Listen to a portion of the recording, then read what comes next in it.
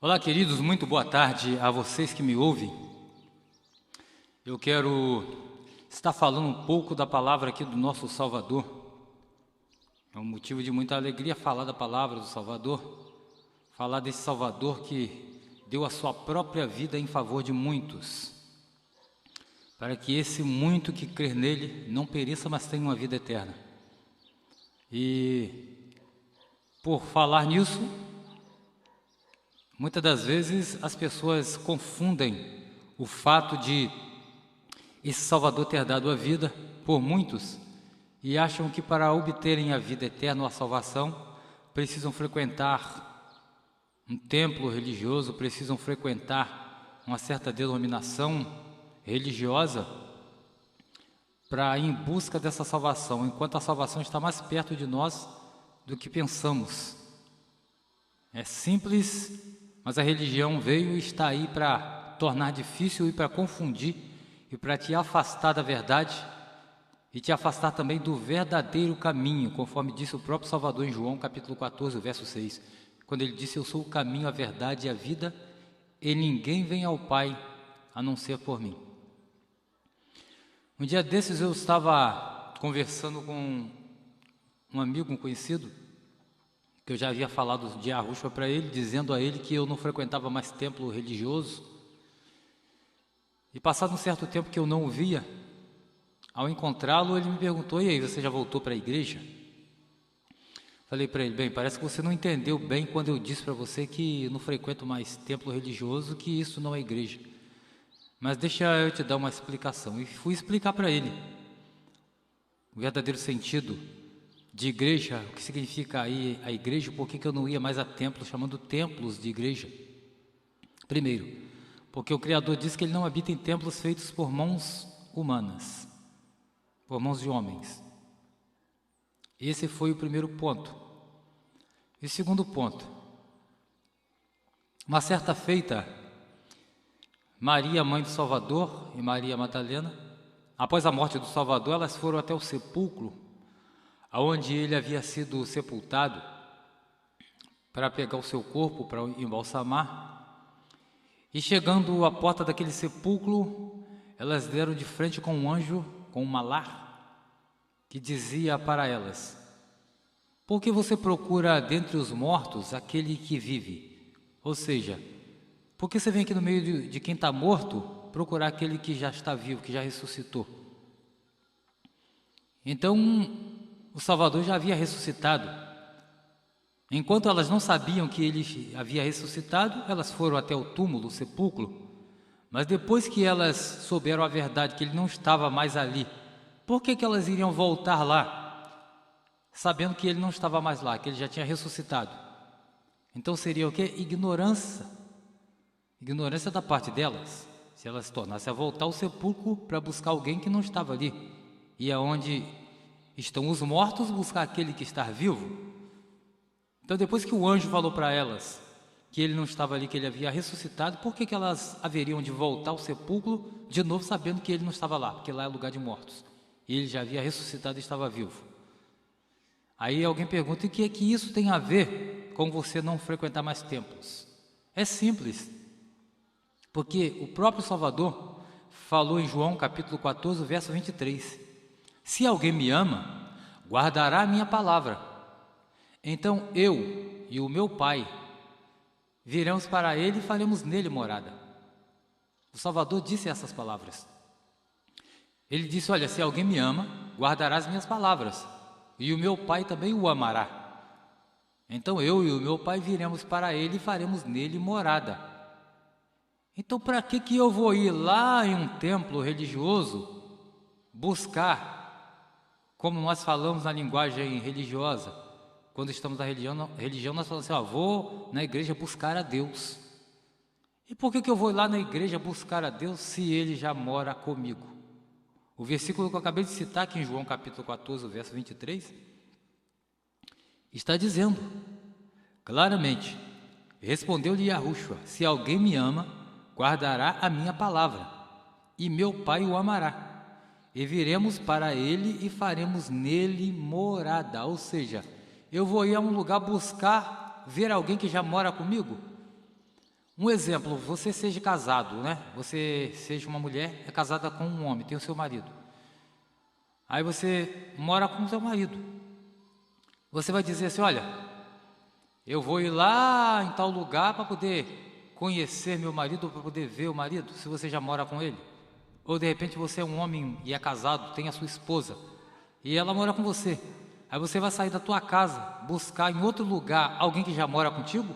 Se a sua esposa mora com você, você não precisa buscá-la. É a mesma coisa o significado aqui. O Salvador Yahushua disse, olha, eu e o meu pai, né, Yahweh, aquele que nós conhecemos como Deus nas religiões, chamam de Deus, aquele que também nas religiões chamam de Jesus, mas que verdadeiramente o nome dele não é Jesus, é Yahushua, um nome que foi ocultado. Então, amados, por isso eu não frequento mais templos religiosos e não perco mais o meu tempo em ir a um templo. Por que eu vou ir a um templo buscar quem já está comigo 24 horas? Se eu guardo a palavra dele, ele mora comigo, está em mim. Eu vou ir buscar quem mora comigo, por quê? Eu estaria indo fazer um papel de tolo, perdendo tempo. Então hoje eu entendo o que o Salvador falou para a mulher samaritana lá no tanque de Arrocof, ou melhor, no poço de Arrocof, poço de Jacó, que nós conhecemos, as Escrituras. Ela pergunta para o Salvador as seguintes palavras: olha, eu vejo que tu és profeta. Nossos pais dizem que o lugar de adorar é em Samaria, nos montes. Vocês dizem que o lugar, os hebreus dizem que o lugar de adorar é em Jerusalém, porque Jerusalém havia o templo. E tu, onde dizes que é o lugar que devemos adorar? E Yahushua vira para a mulher e diz: olha, mulher, tu crê que virá a hora, e já chegou, em que não adorareis nem no monte, em Samaria, nem em Jerusalém, que era na igreja ou no templo? Porque os verdadeiros adoradores adorarão ao Pai em espírito e em verdade. Porque Yahweh é espírito, e importa que os que o adorem em espírito e em verdade. Então adorar em espírito e verdade não significa ter que ir a um monte buscá-lo, ir a um templo adorá-lo. Não, ele mora contigo, então tu adora ele em espírito e em verdade, no pensamento, na sua consciência. Isso é em espírito. Não é você se tornar um espírito, mas você adorá-lo em espírito. Porque falar não é adorar em espírito. Adorar em espírito é quando você adora aqui, ó, no entendimento. Lembra de Romanos 12? O que disse o apóstolo Shaul? Quando ele disse para a igreja de Roma, aos romanos, capítulo 12, ele disse o seguinte: portanto rogo-vos, irmãos, que apresenteis os vossos corpos como sacrifício vivo, separados e agradáveis a Yahweh, que é o vosso culto racional. Culto racional. Ele não falou: olha, eu mando que vocês vão para um templo e lá comecem a cantar, fazer culto litúrgico, lendo Bíblia, lendo Torá, fazendo Brit Hadashah, fazendo um montão de ritos. Não. Apresentei os vossos corpos em sacrifício vivo e agradáveis a Yahweh. O que é um sacrifício vivo? Nós sabemos que quando você se abstém de algumas coisas ou de muitas coisas, isso é um sacrifício vivo. Portanto, disse o próprio Salvador em Mateus capítulo 16, o verso 24, ele diz assim: olha, quem quiser vir após mim, renuncie-se a si mesmo, tome o seu sacrifício e siga-me. Não é cruz, conforme disseram, até porque o Salvador não morreu de uma cruz, ele morreu de um madeiro. O que significa tomar o sacrifício e seguir? É você se abster daquilo que às vezes é muito agradável para a sua carne, como por exemplo, pessoas que gostavam de viver em uma vida de prostituição, um homem que gostava de ter 2, 3, 4, 5 mulheres, de viver na noitada com várias mulheres. Ele vai ter que se sacrificar, abandonar essas coisas. Nos livros apócrifos fala algo muito interessante. Diz assim, ó, feliz é aquele que abre mão do prazer do momento por uma promessa que ainda não viu. Você sabe que promessa é essa? Promessa é a mesma coisa que você vai encontrar aqui na Bíblia do Almeida, como evangelho. Eles tiraram essa palavra promessa, que o Salvador veio cumprir essa promessa que ele fez a Adão e Eva, quando eles foram expulsos, após eles serem expulsos do paraíso. O Salvador lhes fez uma promessa de que em 5.500 anos, ele viria e morreria por Adão, derramaria o sangue dele sobre Adão, Adão e Eva entrariam no paraíso e a sua posteridade. Quem é ou quem são a posteridade de Adão e Eva? Somos eu, você, aquele que crê no sacrifício do Salvador no madeiro, não numa cruz.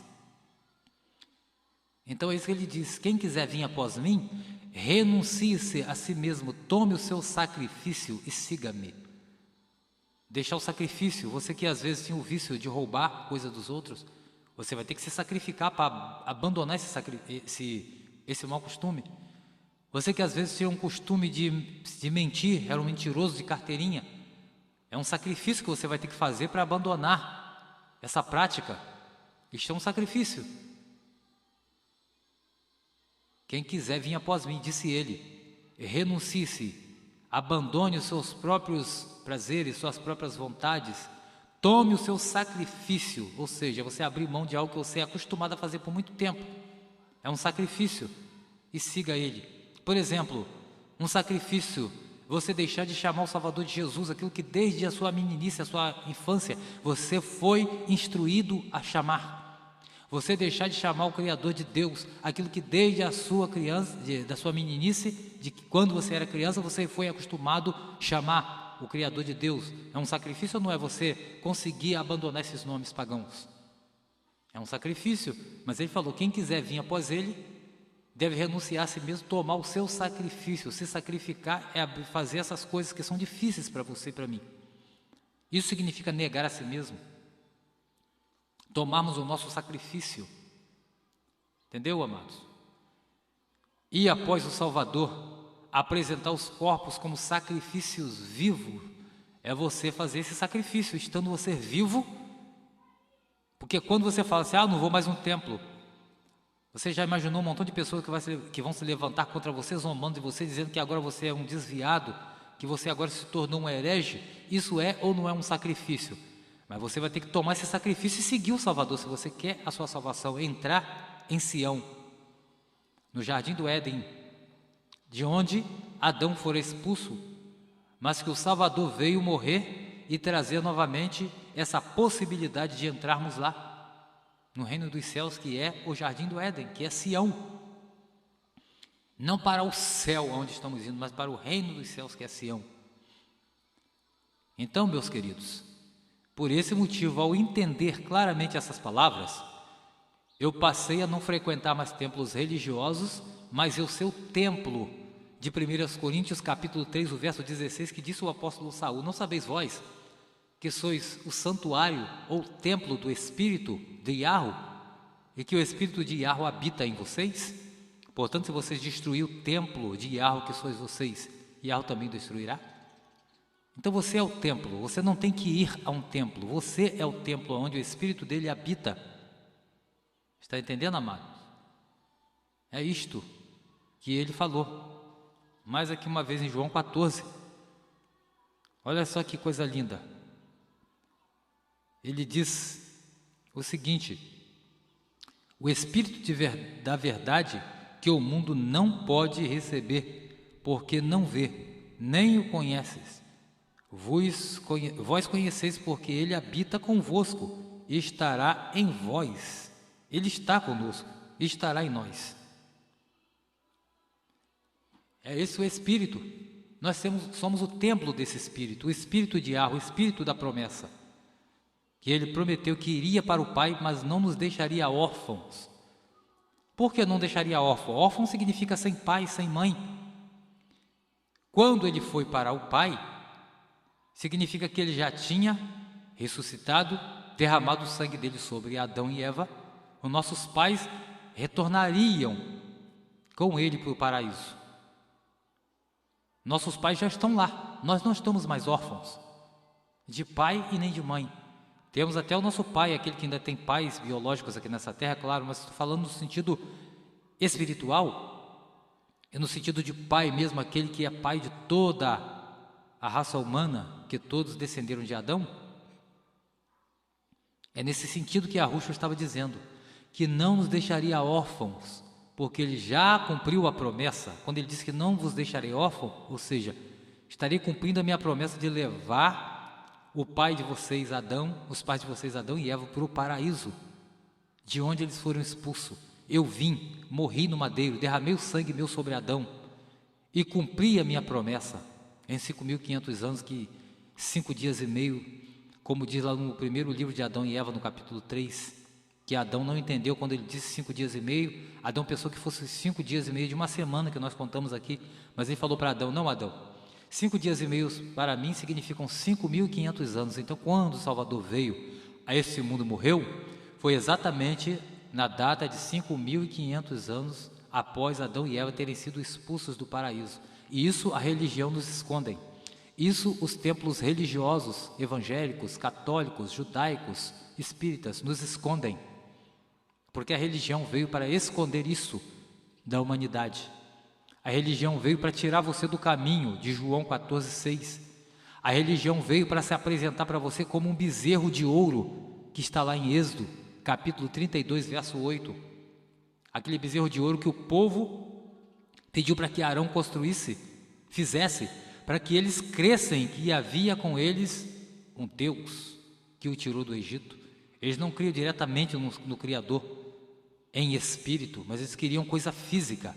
Então não cometa esse mesmo erro, querido, de querer um bezerro de ouro de religião, um bezerro de ouro de um líder evangélico, de um líder judaico, de um líder espírita, de um líder católico, ou seja, qual for a religião.